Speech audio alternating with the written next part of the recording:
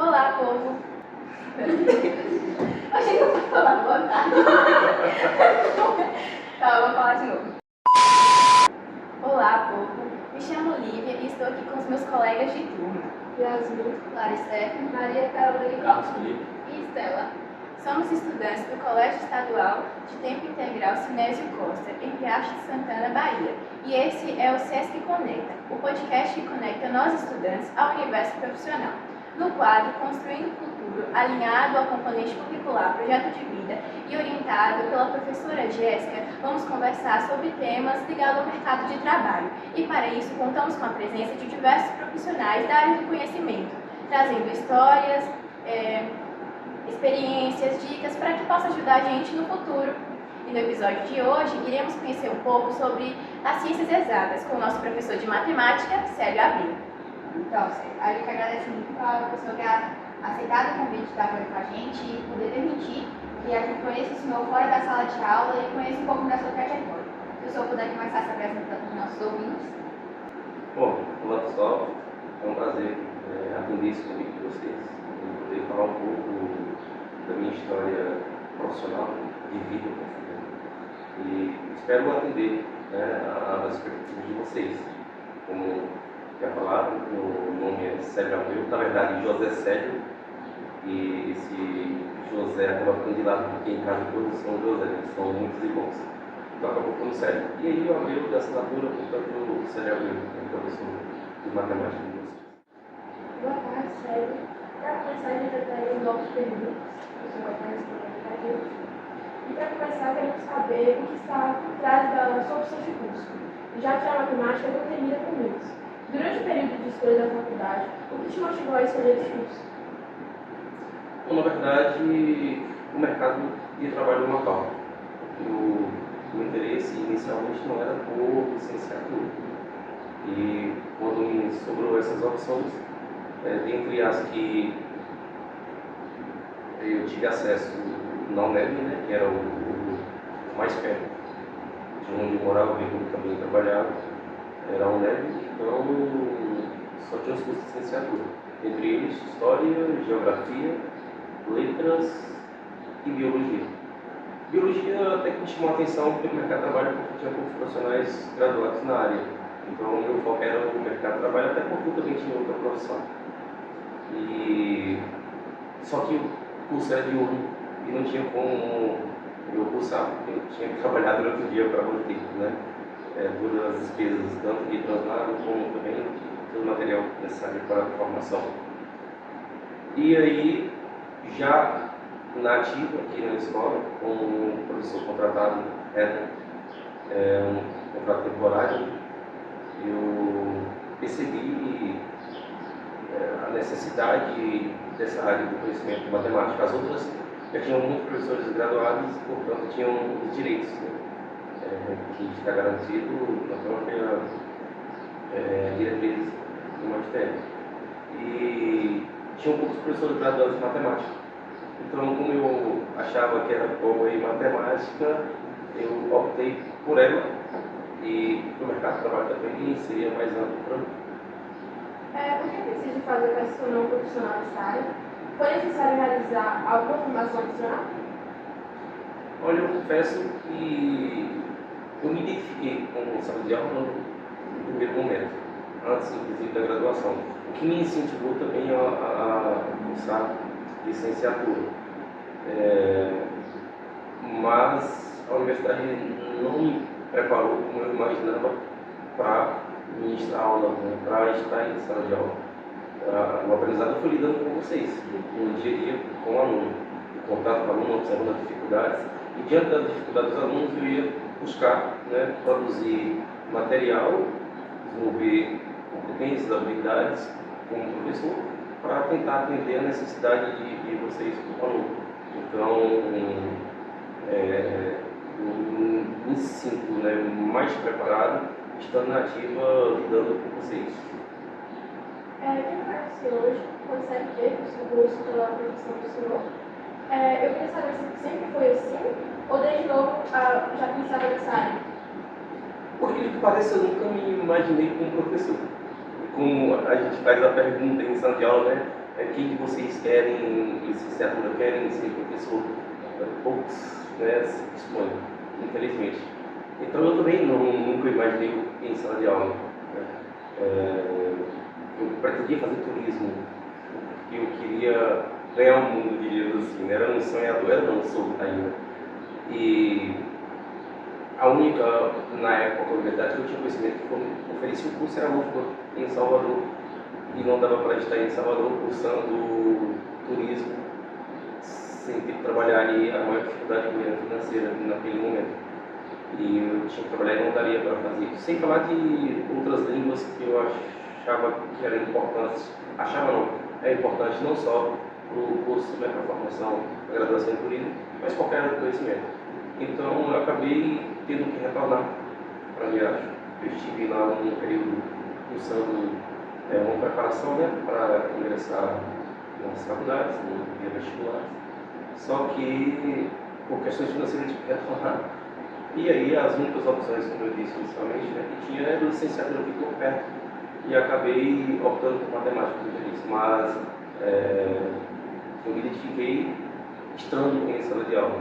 Quando eu estive aqui pela primeira vez, eu percebi que era onde eu queria de fato estar.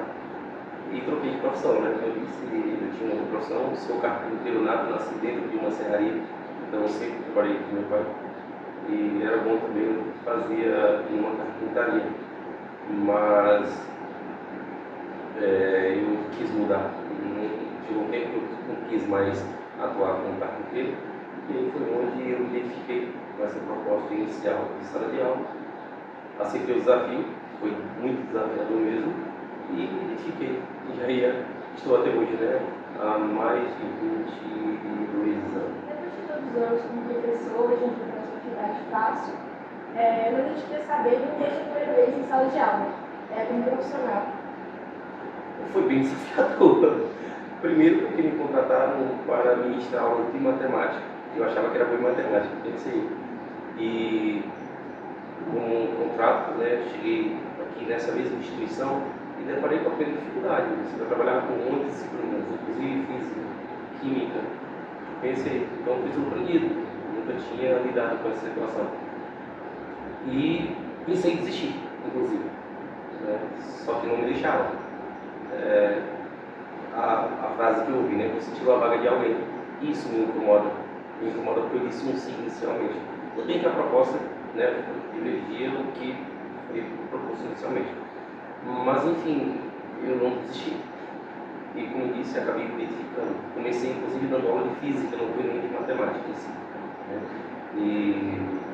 Mas foi bem desafiador você chegar a procurar suporte fora da escola para você se preparar e não encontrar, e você tem que se virar sozinho. Então, isso me fez, talvez, valorizar um pouco mais e me tornar o profissional que sou hoje. Aí eu queria saber, porque muitos alunos na escola, quando chegam, eles têm a primeira impressão do professor sério como um professor extremamente rígido, bravo até. E como é que o senhor vê isso? Com respeito ou como medo na sua pessoa? Olha, talvez o medo está ligado ao hábito de não estudar, infelizmente.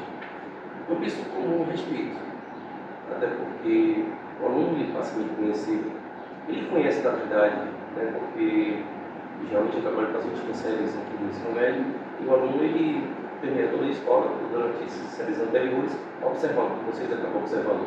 É impressionante quando eu vejo os olhares de vocês fora da sala de aula, quando não são meus alunos, e já percebe aquela impressão. E isso foi, na verdade, construída um perfil em torno da seriedade que Célio leva ao trabalho, e tornou que construiu um preconceito a respeito do ser professor. Mas, de fato, eu levo a sério o meu trabalho. Né? Acredito que esteja tentando fazer o melhor, por isso que não desistir da profissão, eu consigo chegar até vocês de várias formas, né? Não só com conhecimento específico, mas eu creio que a formação como um todo e aqueles sermões acabam que fazendo com que vocês reflitam a respeito disso, né? E despertam uma certa criticidade para vocês escolherem o que vocês quiserem, na verdade devem ser o que querem, mas com responsabilidade. Mas enfim, é aquele olhar assim, ó, é sério que está ali, então pense com respeito. Porque se fosse medo, eu creio que esse aluno estaria na minha sala, porque ele não permaneceria. Eu acho que é uma pressão muito grande que vocês sofrem durante esses anos finais da educação básica, então, inclusive com autocobrança. Então, diante dessa situação do medo em si, em relação ao ser professor, eu creio que vocês não continuariam, mudariam de turno, mudariam de turma, se fosse caso de possibilidade.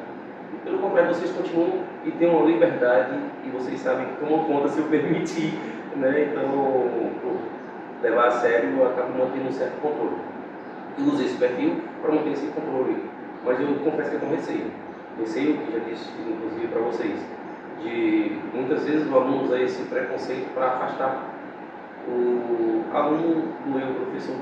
E isso dificulta, né, o contato com o ensino, a aprendizagem acontecer da melhor forma possível. Mas isso é bem particular, são casos particulares. Eu creio que a maioria de vocês se sente confortável na sala para perguntar, participar, interagir da forma que querem.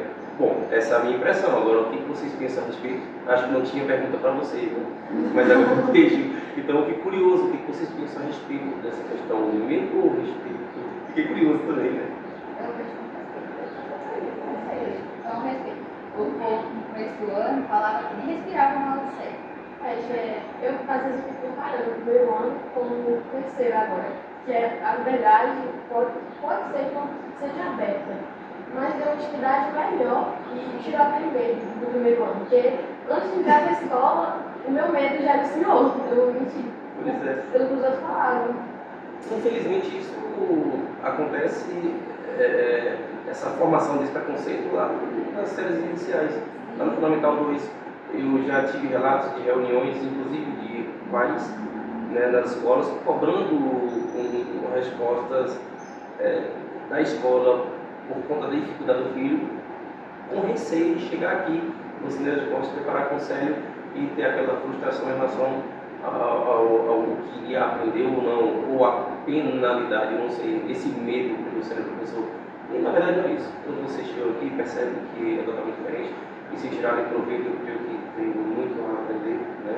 Eu também aprendi muito com vocês o tempo todo, como eu disse. Não foi a universidade que me fez tornar o professor que sou, e sim a convivência com vocês. Eu aprendo muito com vocês também. Vocês sempre me faz pensar, repensar, reavaliar. E isso, com autoavaliação, eu acabo tentando melhorar o tempo do meu trabalho. Já entendeu um pouco mais que depois de muitas avaliações, os alunos saem decepcionados por não ter um bom desempenho. E aí a gente queria saber como você lida com esse tipo de situação. Se o aluno vai falar para o senhor. Olha, é frustrante também, Lara, que quando você termina um período de trabalho focando em conhecimentos específicos, que está sendo discutido naquele período, você espera uma devolutiva satisfatória, né? Mas vocês costumam muito preocupar com a questão da nota. E eu percebo que quando você tem uma avaliação, que um objetivo, uma prova que vocês citam, a avaliação não está resumida naquele momento. Ela acontece todo o tempo, como eu falo, estou observando vocês o tempo todo. E isso agrega valores, né? Porém, o fato de vocês se preocuparem, focarem nessa questão da nota, que leva ao passar de ano, eu estudo na prévia. E quando vocês tentam estudar na véspera de uma prova, possibilidade de prova, vocês acabam surtando e gera todo um certo desconforto, porque vocês percebem naquele momento que ainda precisava aprender muita coisa. E isso deveria ter sido processual e contínuo durante todo o período antes da data de prova, e não na véspera. E aí vocês frustram porque deixam para fazer isso de última hora. Então, se o aprendizado acontecesse constantemente, o tempo todo eu discuto, eu questiono, eu não compreendi aqui, eu levo para casa, faço, volto, esse feedback é sempre importante. Isto é continuamente. Não tem como eu dar seguimento num tópico discutido numa aula seguinte, se vocês não concluíram ainda o pensamento positivo referente ao discutido. Mas isso, infelizmente, prorrogado, né? Vocês acabam empurrando isso um pouquinho próximo à prova. E quando percebe, já está muito em cima, então surta. E aí o resultado, infelizmente, é isso. Eu não penso que seja uma falta de organização do tempo de estudo de vocês. Pode contar uma situação engraçada ou inusitada que o senhor passou em sala de aula? Gente do céu. São tantas, né? Mas assim, coisas que... Olha, isso foi inclusive no início, eu ainda era contratado no início da minha profissão, gente do céu. Em sala de aula, até isso se perdeu com o passar do tempo. Acho que aquelas pesquitazinhas, né, que faziam uns recortes de papel, bem pequenininhos, volumes dos bolsos, cadernos, sei lá, nas carteiras, né, com N's estratégia. Eu achava até interessante, por sinal. Hoje eu penso, aqueles alunos talvez produziam aquilo e ele aprendia um pouco, mas ele estava produzindo conhecimento quando estava produzindo aquelas pesquisas, assim, nem parte. Né? Não é o ideal, mas ok. Eu penso que acontecia.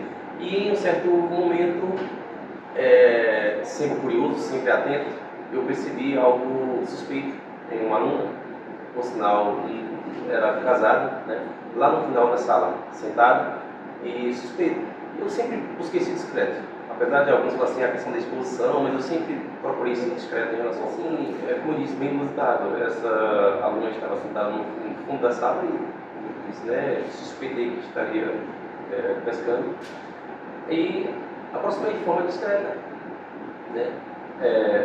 Como estava no fundo da sala, né, eu apoiei as costas na parede, encostei e escorreguei e abaixei para pegar a pesca que ela tinha jogado no chão. Quando eu pesquei, quando eu coletei esse material, os curiosos dos colegas, todo mundo olha e aquela o que foi? Ela, para tentar safar, ela levantou e falou assim, ele está olhando para baixo das minhas pernas. Gente, eu confesso, iniciando aquele dia, acabou o caminho. Pensei uma acusação e me deixou sem saber o que fazer. Gente do céu, aí eu acabei expondo a pesca. Não, gente, abaixei para pegar uma pesca, nada mais. Nesse momento eu direcionei com a aluna para a direção até para conversar e colocá-los em risco, porque era algo que podia me comprometer. Então, assim, tiveram casos bem mais inusitados, inclusive no início, né?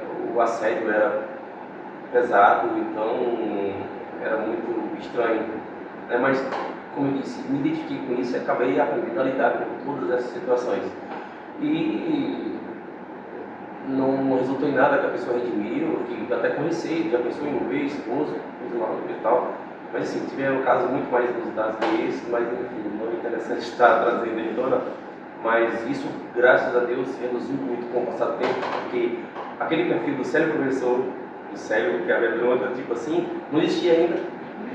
Né? Hoje não, talvez com receio e com esse perfil do Célio que vocês ouvem falar, que vocês conhecem, isso foi reduzido de 1 a 0. Então não tive mais problema nesse sentido. Então, não vejo algo tão assim inusitado ultimamente para trazer assim à tona.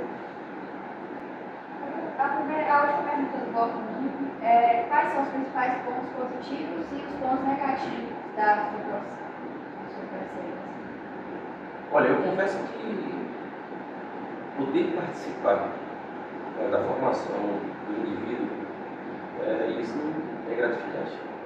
Né? Por isso me sinto à vontade e me sinto no lugar certo, na posição certa. Eu me identifiquei com isso aqui. Então é muito prazeroso poder contribuir, inclusive com o conhecimento de vocês. Isso é bom. E os horários de vocês, né? E quando Yasmin comentou aqui, né?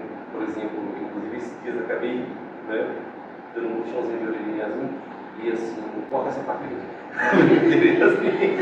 Então assim, eu percebo, olha só a espontaneidade de Yasmin falar nesse momento. Então eu acho isso interessante. Então percebe que a gente consegue chegar até vocês.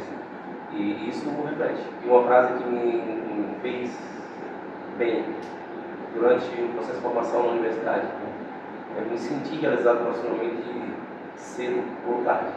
Cedo por aqueles alunos, por vocês que no dia a dia, né, na atualidade, tira proveito e busca evoluir, busca aprender. E tarde por aquele aluno que eu encontro pós-conclusão da educação básica, encontro por aí afora e falo assim, sério, eu sinto falta daquilo, né? Aquilo fez diferença para mim. Então isso é gratificante. Mas é muito desafiador. Hoje, eu creio que o maior desafio do lecionar, né, do ser professor, é trabalhar com quem não quer. Eu acho que nós professores, a gente acaba preparando para trabalhar com as dificuldades. Então, você identifica a dificuldade, você expõe a dificuldade de vocês, as particularidades, a gente busca alternativas, metodologias para chegar até vocês, para tentar fazer com que amenize as dificuldades ou até sane essa dificuldade de vocês. Mas, quando o aluno não quer, infelizmente isso é impossível. Então, a grande dificuldade hoje é trabalhar com quem não quer, que a gente percebe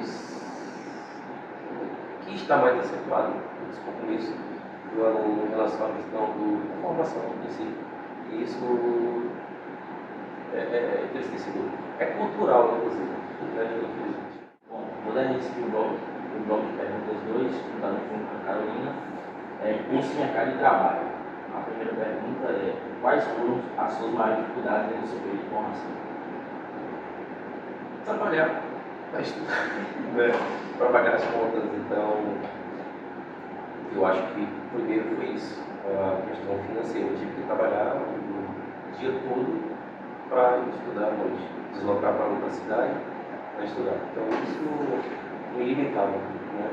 Eu acho que se eu não tivesse que trabalhar, talvez eu teria mais tempo para aprender um pouco mais, profissionalizar um pouco mais, talvez porque assim, eu tive colega que tinha esse tempo e não teve o mesmo perfil.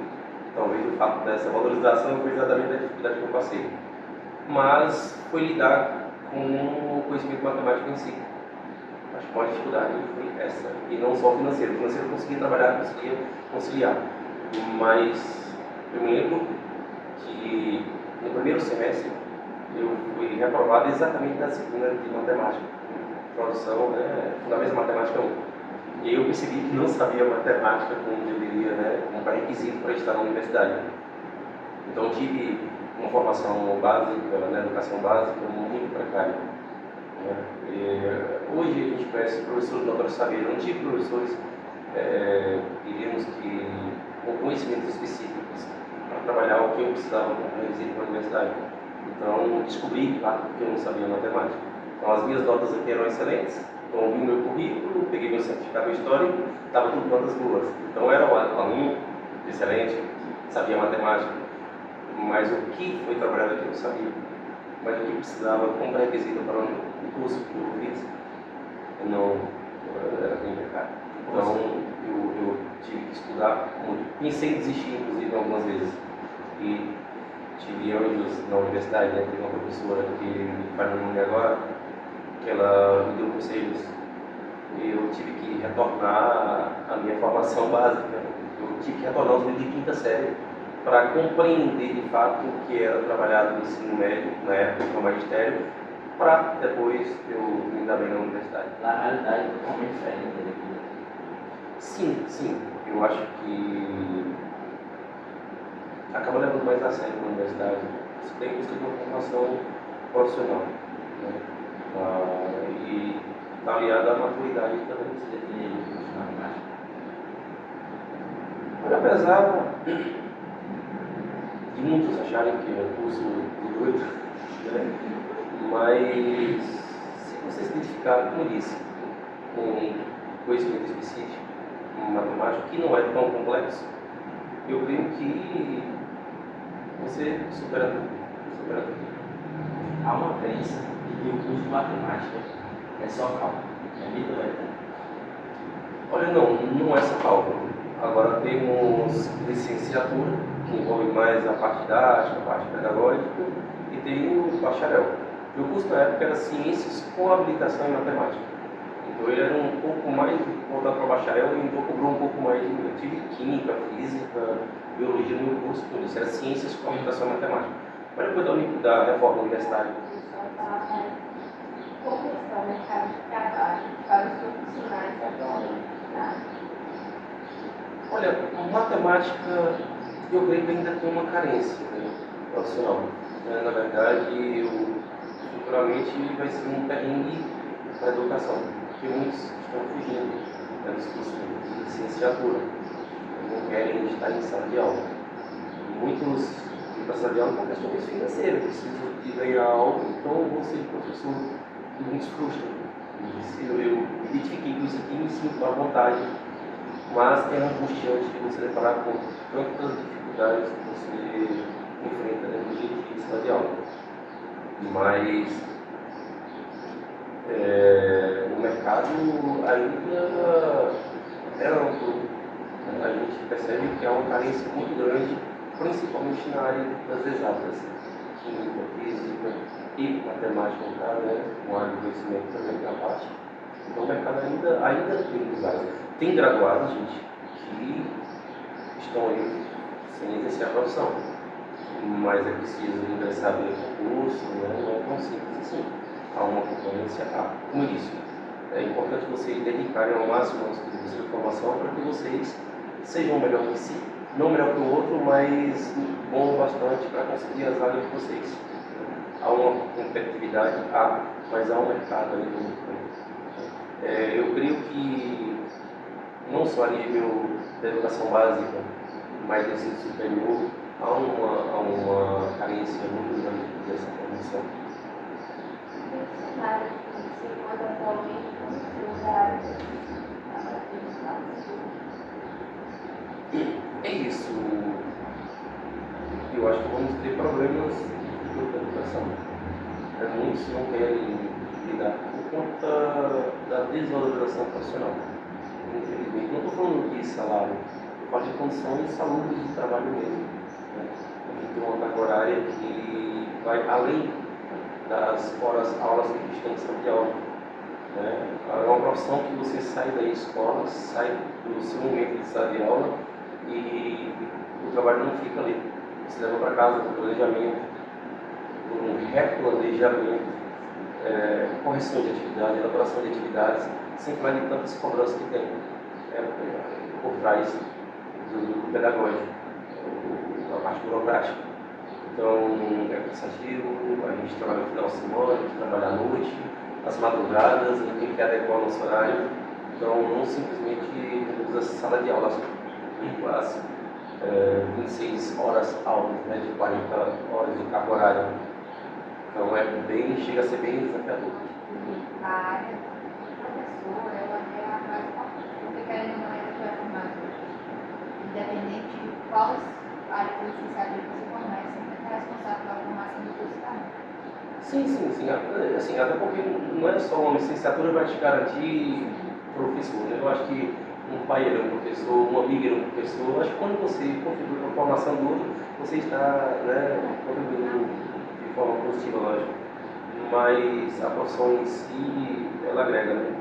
Eu falo pelo fato dela não ser valorizada, ela deveria ser valorizada justamente por isso, entendeu? Porque se você não tiver uma formação com o profissional, você não vai. Para você ser médico, por trás ali tem o professor. Por mais que ele seja médico também, né? Sim. Mas ele tem o lado professor, o lado pedagógico. E não é distinguir o médico em si. Inclusive, o professor licenciado, ele compreende pedagogicamente melhor, assim, eu penso, o aluno, eu falaria de educação básica, né? Muito mais do que talvez pessoas que não tiveram uma formação em licenciatura. Eles podem ir para a sala de aula e não ter a desenvoltura de lidar com essas dificuldades. Agora a gente vai para o quadro bate-bola, que é mais ou menos descontração. Aí perto do Senhor tem uma caixinha com algumas palavras. E você vai tirar uma palavra e tem que responder com a primeira coisa que vier na sua cabeça. Não pode pensar muito. Por exemplo, você tirou a palavra comida, aí você falou na hora pizza. Tem que falar, não pode falar outra coisa. Vou tentar. O senhor gosta muito assim, de falar, aí a gente trouxe essa brincadeira. Ok, vamos tentar. Espero não decepcionar. São 9 palavras, você vai tirar uma. As 9? Vamos lá. Um animal. Cachorro. Só isso? Só. Fácil.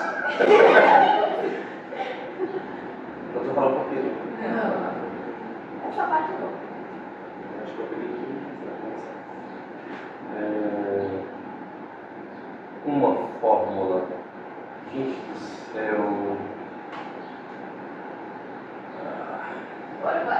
Trigonométrica. Agora, porque a gente nem sabe, né? Lei dos cossinos, então Pitágoras. Pronto. Porque Pitágoras é um pensador, né, gente? O teorema de Pitágoras.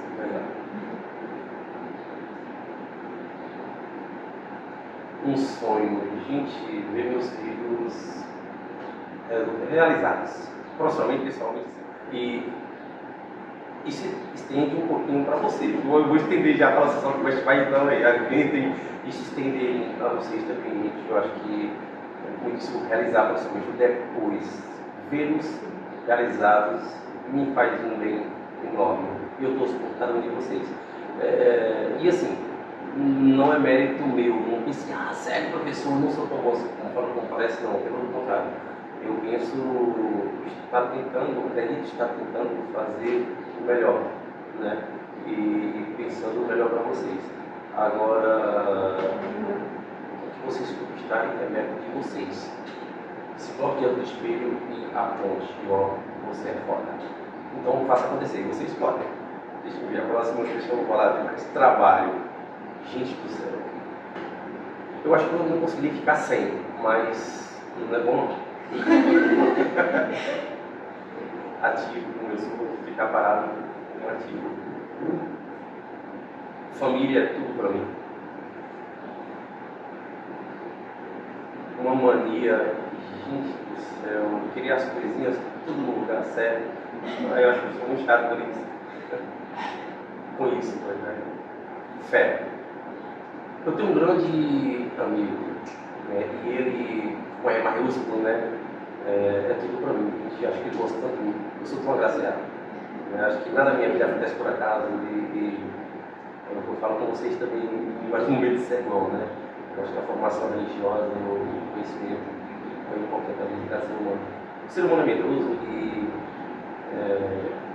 se ele tem o conhecimento bíblico, ele tem medo de fazer coisas erradas, né? E, portanto, gente, não deixe a fé de vocês abalarem, independentemente da religião de vocês acreditam, só precisam acreditar. Não deixe de acreditar. Sempre. Fé sempre. Um medo, acho que o de mim mesmo. Sério? Esse você não vai explicar por quê. Não sei lá, o ser humano é um caso sério. E quem sou eu, na verdade? Então, eu tenho medo do ser humano. E quando eu falo ser humano, eu acabo me incluindo. Porque quem sou eu? Às vezes se pergunta, tão complexo. Eu acho que eu tenho medo. O que eu posso fazer diante de uma situação? Como eu me comportaria diante de uma situação? Eu observo que eu sou muito ativo. Eu já fui até diagnosticado com TDAH, se vê que não paro. Mas é isso, eu acho que o que me faz talvez controlar esse medo é exatamente a empatia, me colocar no lugar do outro. E se eu controlo esse eu, talvez eu acho que eu controlo. Um hobby. Pode ser dois? Pedalar e pescar. Pescar e pedalar. Eu adoro estar em sala de aula com vocês também. Não deixe de ser um hobby.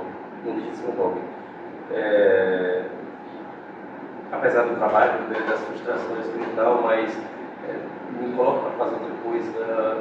Eu vou me tiro daquele momento ali de sala de aula para um evento fora da escola ou da própria escola. Eu não me sinto à vontade. Eu acho que quando eu me coloco diante de vocês ali na sala de aula, gente, eu me sinto um lixo, né? Eu falo com vocês, me sinto à vontade. E eu acho que é uma reciprocidade. Vocês me fazem sentir assim. E aquela questão do respeito, né? A reciprocidade. Eu acho que vocês me respeitam porque eu respeito vocês e isso é um ciclo. Então me sinto à vontade. Mais pro pessoal, nos conte um pouco sobre sua infância, sobre viver, ou até casamento, os pontos mais importantes da sua vida. Gente, tem tanta coisa. Você tem certeza que tem tempo para isso? Escolha Se eu for falar, haja memória, né? Começaria pela infância, muito conturbada. Eu tive que trabalhar desde cedo, né? Eu venho de uma família muito patriarcal, conservadora, meus pais analfabetos, então foi um perrengue, Eu tiro muito proveito de tudo isso. Só que, como eu falo com vocês, evoluindo como ser humano para não cometer os mesmos erros que meus pais cometeram. Isso em relação à questão das cobranças, que a gente sempre questiona com adolescentes, principalmente essa fase de adolescência, é fácil de vocês, né? Os pais são tudo, né? Mas enfim, meu pai foi muito ignorante, literalmente falando, mas uma pessoa espetacular, né? Que inclusive, desculpe me emocionar, perdi há pouco tempo atrás do Maurício. Enfim, mas me espelho muito nele. Essa seriedade vem da figura do meu pai. Que é um equilíbrio entre meu pai e minha mãe. Eu não uso com essa ignorância, mas pessoas com sabedoria extraordinária que souberam educar outros filhos, né, de uma forma. Não vou dizer impecável porque não precisava de tanta agressividade de Deus, né? Mas enfim, o homem que eu sou hoje, eu agradeço muito a formação que eu tive. Aprendi a trabalhar desde cedo, né? Aprendi a trabalhar desde cedo e eu acho que eu me tornei o ser humano assim, por opção, inclusive, diante do que eu vivi, né? Na educação que isso proporcionava. Eu tinha uma sociedade tão aproveitadora, tão tendenciosa, sei lá, maldosa, enfim, né? Mas desculpa, externático, pela sensibilidade que mexe de fato com a gente. Mas eu tive que trabalhar desde cedo. Vocês falam de profissões, eu vendi geladinho, eu vendi pão para comer, eu vendi beijo para comer, o café. Eu ajudei mascates a arrumar roupa na feira para ter um extra, para comprar meus brinquedos, fazer minhas coisinhas, né, quando criança. E isso me fez crescer muito, valorizar muito, muito mesmo. Fui balconista, né? Talvez os pais, não sei, como vocês devem conhecer ou ouvir falar, fui balconista de Zé Risadinho, que é um comércio aqui na cidade. Isso aos sábados, porque na semana meu pai colocou a gente para trabalhar e para ajudar nas despesas de casa. Né? E ele também nos orientava, obrigava a estudar. Então, foi um diferencial do meu pai. Ele colocava para trabalhar, mas ele também exigia a gente ir na escola. Ele entregava a nossa matrícula com a palmatória para a professora. Né? E a gente tinha essa cobrança. Ele não sabia nos ensinar, mas cobrava para a gente estudar. Enfim, aí eu cresci, né? Aprendi a profissão com eles, ele não só o meu pai, como meus irmãos mais velhos, a parte de carpintaria, meu pai tinha uma serraria, e aí eu tinha essa profissão também. Inclusive, minha última atuação foram com os móveis da minha casa, né? Tanto a parte de porta, de cobertura, a minha mesa, né? Que está lá também, que é o xodó, as cadeiras. Então, tudo isso eu fiz. Então, tem um marco na minha formação, na minha profissão. Em relação ao Joinho, a gente é um caso inusitado, assim. Ela vai me escolher não vou evitar falar muita coisa, né? Mas, enfim, não era um perfil de jovem naquela época que eu escolhia, né, para relacionar com ele que parecia. Por isso que eu falo, quando eu falei da palavra fé, que eu tenho um grande cara ali atrás disso, tudo que sempre me presenteou com muitas coisas boas. Eu conheci Joinho numa ida a uma festa na comunidade rural daqui de Acha, de Santa Rita. Bom, a história é longa, gente. Se fosse contar detalhes, ele vai acabar no tempo de vocês muito comprometido. Portanto, conheci Joinho numa festa de conclusão de Fundamental 2, de oitava série na época da Santa Rita. Bom, como última pergunta agora, a gente gostaria de saber qual mensagem você deixaria para as pessoas que querem seguir essa área de exatas ou na área de matemática, científica e as futuras pessoas que vão se formar agora esse ano, igual eu e a gente não sabe como é que vai. Bom, acredite no potencial de vocês, não desista. O futuro de vocês depende de vocês, então faça acontecer. Hoje a acessibilidade que vocês têm é extraordinária. Aí não pense que tem que ser agora.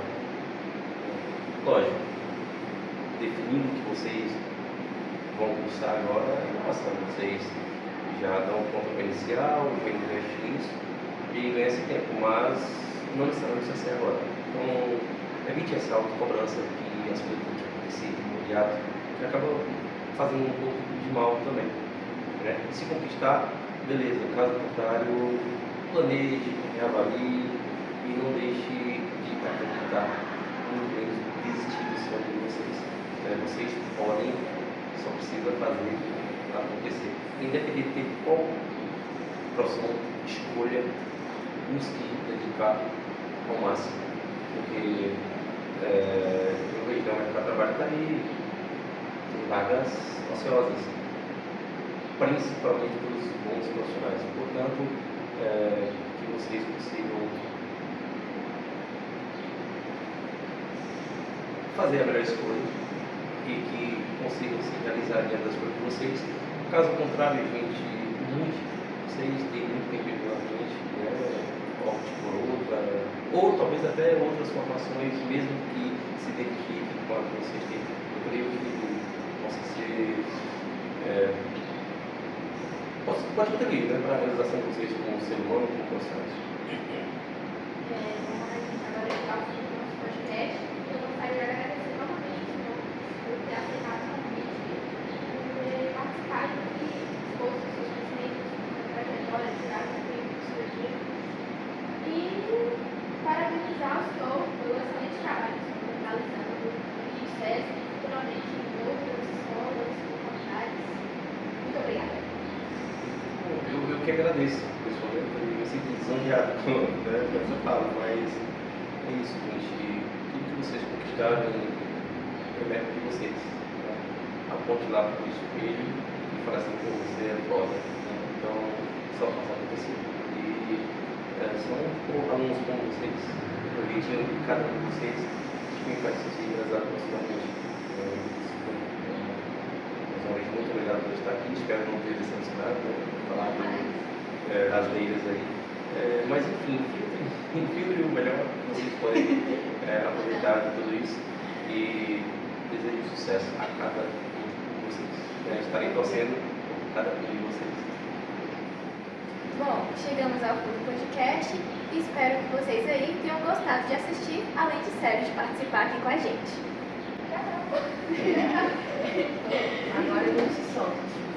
Agora sim. Agora a vida é o